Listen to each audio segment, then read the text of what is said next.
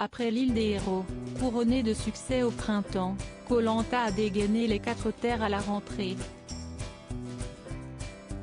Le jeu d'aventure, présenté par Denis Brognard, occupe les vendredis soirs de millions de Français depuis le 28 août. Quelques jours après un démarrage triomphal, Koh Lanta, les 4 terres a été secoué par une tragédie. Bertrand Kamal, candidat de l'Est, est décédé des suites d'un cancer à l'âge de 31 ans.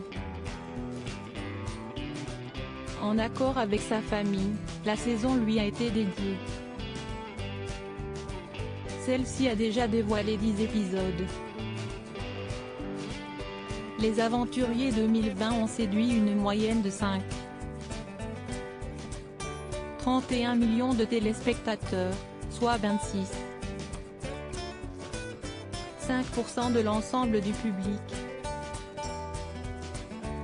De quoi assurer un leadership continu à TF1. Laurent, professeur, menacé de décapitation si le succès ne se dément pas pour Koh Lanta. Certains candidats sont la cible de violentes attaques sur les réseaux sociaux.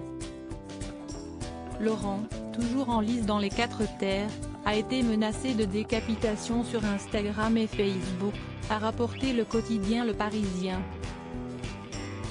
Un acte qui fait écho à la mort de Samuel Paty, également professeur d'histoire-géographie et décapité devant son collège des Yvelines pour avoir montré des caricatures de Mahomet à ses élèves. Laurent est exposé du fait de l'aventure. Le point qui est important, c'est que c'est un professeur d'histoire-géographie. Évidemment, les candidats peuvent parfois recevoir des messages de haine et d'insultes. Mais pas des menaces de décapitation. A réagi Alexia Laroche-Joubert, productrice de Koh Lanta, tout en précisant qu'un suspect a été interpellé et placé en garde à vue. Mais après l'information du Parisien, Laurent a sévèrement recadré la production du jeu de TF1. La production ne m'apporte aucune aide. Laurent s'est offusqué de voir cette affaire sortir dans la presse. La production de Koh Lanta qui bloque toute notre communication, toutes nos interventions et contrôle nos réseaux sociaux, bizarrement participe au festin, ne trouve rien à redire et ne m'apporte aucune aide. A-t-il lâché sur les réseaux sociaux, tout en accusant les équipes d'Alpes de participer à une mise en danger de la vie d'autrui. J'ai mis les pieds dans un sacré panier de crabes.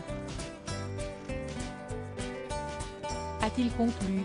Pour rappel, au cours de la précédente édition, programmée au printemps dernier, des candidats de Koh Lanta avaient déjà subi d'importantes menaces de mort, à l'instar de Régis, dont la famille avait été placée sous protection judiciaire. La tension était retombée une fois la diffusion du jeu d'aventure achevée sur l'antenne de TF1.